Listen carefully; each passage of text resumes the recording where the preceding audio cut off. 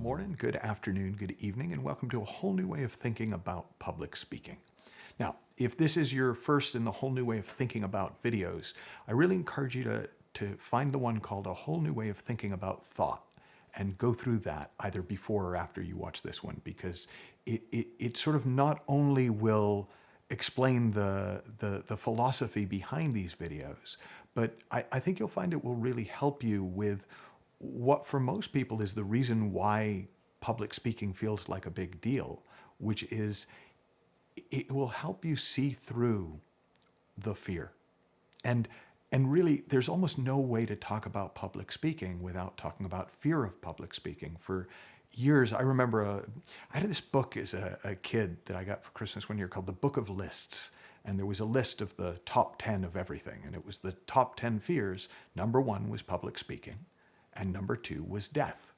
And that kind of came back to me years later reading an old Jerry Seinfeld book of jokes where he said that, you know, the number one fear of people is public speaking. The number two fear is death, which means that at a funeral, more people would rather be in the casket than delivering the eulogy. And the funny thing about the fear of public speaking is that it comes from a misunderstanding of what public speaking is all about.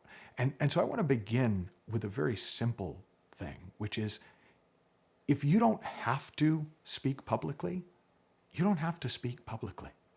In other words, if you're taking this on as I think it would be good for me to go speak in public, that's up to you. I don't personally think that this is something that everybody needs to do. I remember doing a program, gosh, it must have been in the 80s, and it was billed with this long marketing campaign about the secret of all successful people, and it wouldn't tell you what the secret was unless you sent off for their course.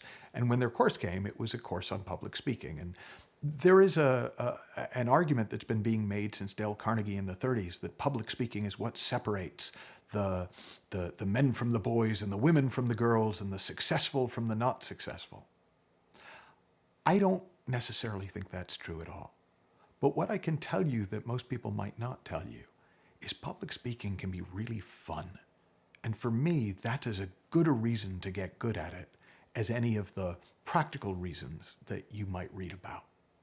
Now, I want to begin by just sharing the secret of getting over stage fright, of getting over fear of public speaking. And in order to do that, I'm going to share with you something that I learned when I used to teach presenting skills back in the early days of my career.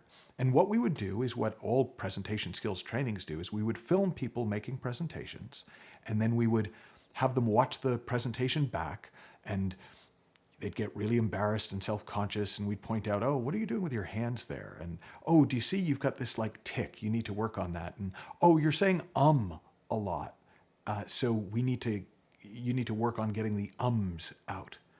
Now, for some people, that process did work. And they gradually over time could refine their on-stage persona and develop a kind of a confidence born of preparation. And we'll talk about preparation in the next video. But they would get to a point where they would be slicker. They would be more professional. Though to my mind as a teacher, not necessarily better. And it kind of drove me nuts because I could see that for a lot of people, watching themselves on video just made it worse. And then one day I got an idea, and I had them set the cameras up so they were aimed at the audience instead of the person on stage. And when people watched back their talks, their presentations, with the camera on the audience, they started to notice all sorts of things about the audience. They would notice when the audience was leaning in and when they were kind of pulling back, when the audience looked really interested and when they looked bored, when they were really enjoying the talk, and when it looked as though they were maybe distracted or upset by something. And then, the next time that person would get up on stage to make their next presentation, it would invariably be better. It would be smoother without us having ever looked at any of the things that made it look rough. They would feel more of a sense of ease, and I found almost nobody dropped out of those programs. Now, why is that? It's because the number one myth of public speaking is that it's about you. And in a really odd but true way, you're the least important person in public speaking. The most important person is the public that you're speaking to. The reason we get uptight and worried is because we get self-conscious. And human beings are not designed to operate well when they're self-conscious. Nobody does well when they're thinking about it as they're doing it. And that's why that's actually a tactic in sports, is if you can get your opponent to think about what they're doing. Hey, when you're hitting the golf shot, do you breathe in on the upswing or on the way down? Hey, when you're serving in tennis, does it matter how many times you bounce the ball? Anything that you can say to your opponent that will get them up in their head, that will get them to pay attention to themselves instead of the game, is going to limit their performance ability. And in the same way, the enemy of public speaking isn't so much fear, because a lot of what we call fear is just the kind of adrenaline response, and that actually can help you as a speaker. It kind of gives you a boost of energy as you go out. It's the self-consciousness. And so when you take the attention off you and put it onto the people you're speaking to, two things happen, both of which are glorious. And the first is your level of performance will automatically go up. Simply by not being self-conscious, everything will improve.